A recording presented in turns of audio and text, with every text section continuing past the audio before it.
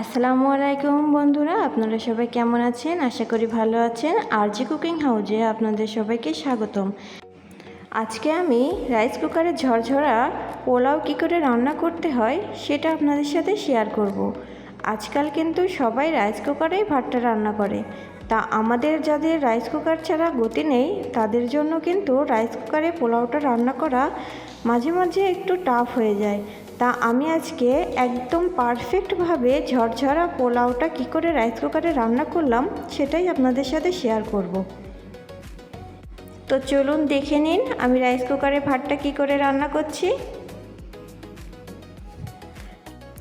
সর্বপ্রথম আমি এখানে রাইস কুকারের ভেতরে একটা গ্লাসে পানির পরিমাণটা মেপে এখানে দিয়ে দেব। আমি যতটুকু পরিমাণ চাল নেব ঠিক তার ডাবল পরিমাণ পানি দিব।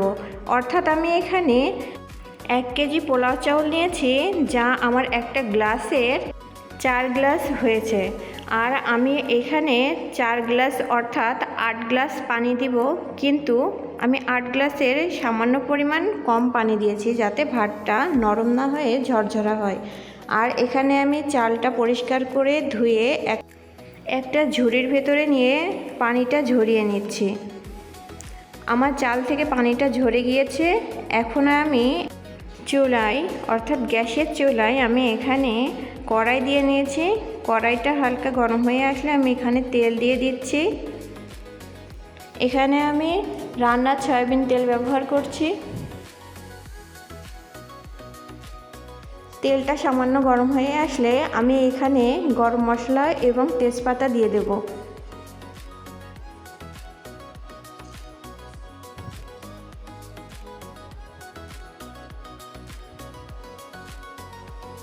এখন আমি এখানে পোলাওয়ের চালগুলা দিয়ে দেব।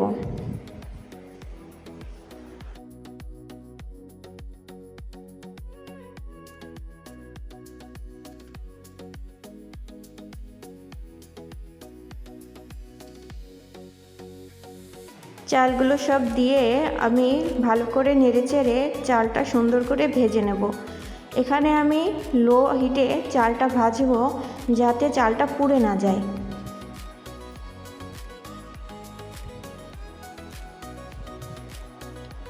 এখানে কিন্তু অনবরত নাড়তেই থাকতে হবে, না হলে কিন্তু চালটা নিচের থেকে লেগে যাবে অর্থাৎ পোড়া পোড়া ভাব হয়ে যাবে। এই জন্য এখানে চালটা কিন্তু অনবরত নাড়তেই থাকতে হবে।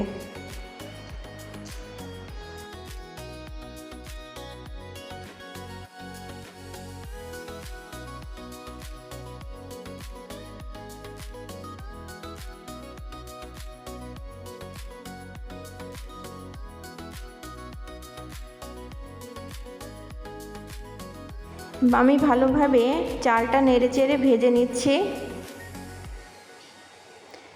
রাইস কুকারে পোলাও রান্না করা কিন্তু অনেক সহজ।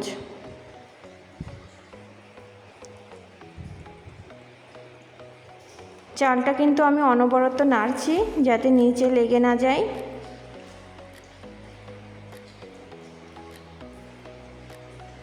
আমার চালটা ভাজা হয়ে গিয়েছে। আমার এখানে পানিটা কিন্তু ফুটে উঠেছে। এই পর্যায়ে আমি চালটা রাইস কুকারের পানির ভেতরে দিয়ে দেব।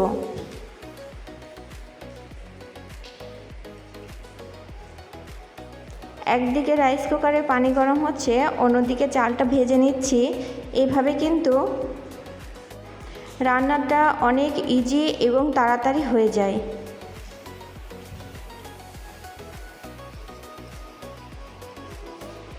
চালটা দেওয়ার সাথে সাথেই কিন্তু ফুটে উঠেছে, কারণ চালটা এবং পানিটা দুইটাই অনেক গরম ছিল। এবার আমি এখানে পরিমাণ মতো লবণ দিয়ে দিলাম। যেহেতু আমি আজকে সাদা পোলাও রান্না করব, তাই অন্য বাড়তি কোনো কিছুই দেব না। আমাদের বাড়িতে সবাই সাদা পোলাওটাই বেশি পছন্দ করে, তাই আমরা সাদা পোলাওটাই বেশি রান্না করি। আপনারা যারা সাদা পোলাও রান্না করেন তারা কিন্তু অনেক ইজিভাবে এইভাবে রান্না করে নিতে পারেন। এখন আমি রাইস কুকারে ঢাকনা দিয়ে ভাতটা ঢেকে দেব। খুবই দ্রুত সময়ের ভিতরে ভাতটা কিন্তু হয়ে যাবে।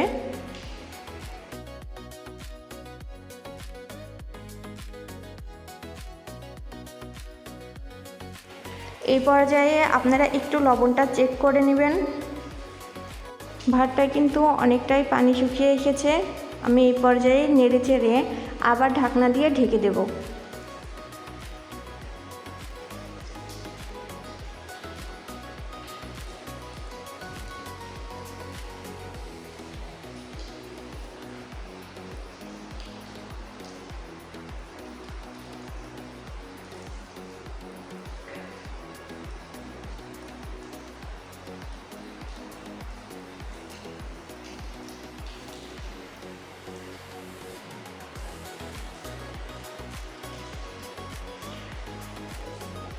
এখন আমি কি করছি দেখুন, আমি কিন্তু এখন পানিটা কিছুটা থাকা অবস্থায় রাইস কুকারের সুইচটা উঠিয়ে দিলাম, যাতে ভাতটা নিচে লেগে না যায়। আর এইভাবে যদি আপনারা সুইচটা উঠিয়ে দেন, ভাত কিন্তু নিচে একটু লেগে যাবে না, আপনাদের ভাত কিন্তু একটু নষ্ট হবে না।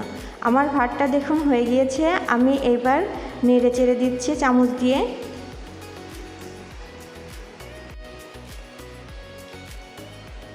ভালোভাবে চামচ দিয়ে নেড়ে চেড়ে দিচ্ছি নিচে এবং উপরে। এই পর্যায়ে আমি আবার 5 মিনিট মতো রাইস কুকারের ঢাকনা দিয়ে ভাতটা ঢেকে রাখবো।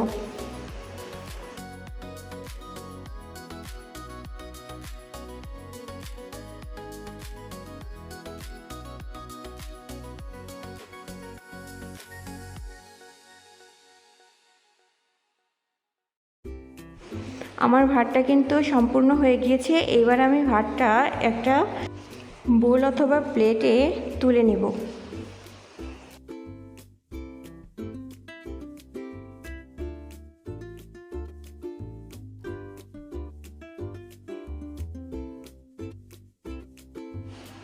ভাতটা কিন্তু অনেক সুন্দর ঝরঝরা হয়েছে।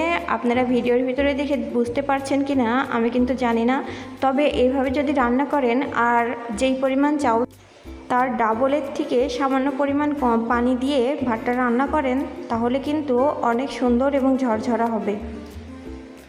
এবার আপনারা আপনাদের মনের মতো করে পরিবেশন করতে পারেন। আমার পোলাও রান্নাটা যদি আপনাদের ভালো লাগে, এখনও যারা আমার ভিডিওতে লাইক করেননি তারা কিন্তু অবশ্যই একটা লাইক দিয়ে যাবেন, আর কমেন্ট করে কিন্তু অবশ্যই জানাবেন আমার রান্নাটা কেমন হয়েছে। আমাদের চ্যানেলটি সাবস্ক্রাইব করে আমাদের সাথে থাকবেন। আর আপনারা সবাই ভালো থাকবেন। আল্লাহ হাফেজ।